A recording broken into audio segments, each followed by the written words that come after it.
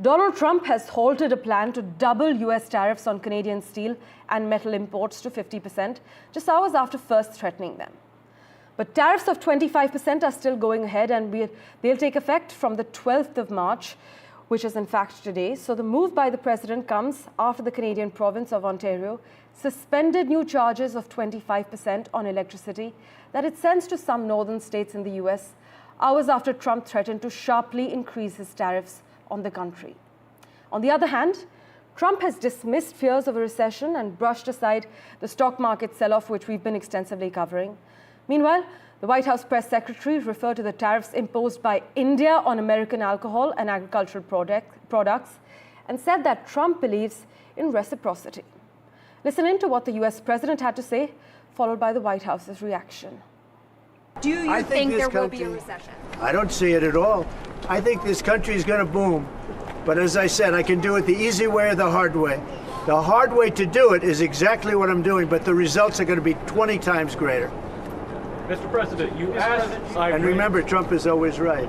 And what do you say to Americans? If you look at what I've said over the last 10 years, Trump has been right. The right thing to do is what we're doing. We're going to get our jobs back, and we're not going to be left at. Now, I will say this, that already Canada, and I respect very much, as you know, there's a very strong man in Canada who said he was going to charge a surcharge or a tariff on electricity coming into our country. He has called and he said he's not going to do that. Okay, he's not going to do that. And it would have been a very bad thing if he did, and he's not going to do that, so I respect that. But we were just informed that he's not going to do that.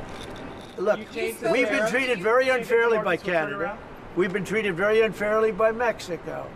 But we've been treated very unfairly by every country all over the world. The European Union is horrible, horrible. And we're going to get it back. And I have a choice. I could just coast, and eventually there'd be a blow-up down the road, maybe a long way.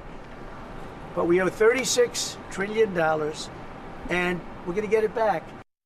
150% tariff on American alcohol. You think that's helping Kentucky bourbon be exported into India? I don't think so. 100% tariff on agricultural products from India.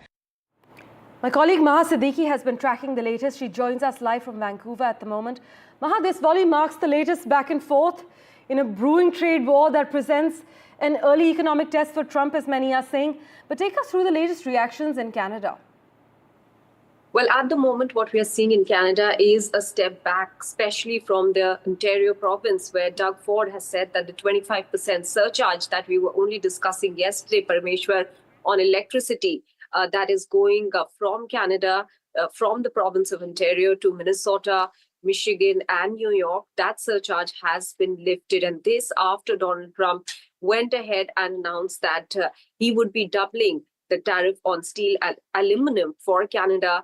And after that, Doug Ford stepped back on his 25% surcharge, and now things going back to the 25% tariffs on steel and aluminum. So clearly the sparks or the spurts of tariff threats come from both the sides. But in this case, as far as Canada is concerned, Doug Ford's response of 25% surcharge seems to have riled up Donald Trump, but in some sense also giving US a very clear sense that Canada has a leverage on energy and that they can use this leverage when this trade war that has been unleashed, as Canada says, by the US against its closest partners, not just in trade, but even otherwise, the neighbors and allies, that is Canada, is not going to go down well with them. So for the moment, the situation remains as such. However, Canada and several of the premiers in Canada, as well as the federal government, has made it amply clear, with the new Prime Minister-elect Mark Carney as well, also saying that US needs to go back and Trump needs to go back on all the tariff threats and the trade war for the situation to go back to normal. Well, let's see what Trump's next move will be. But as always, Maha, thank you so much for joining us with the lowdown.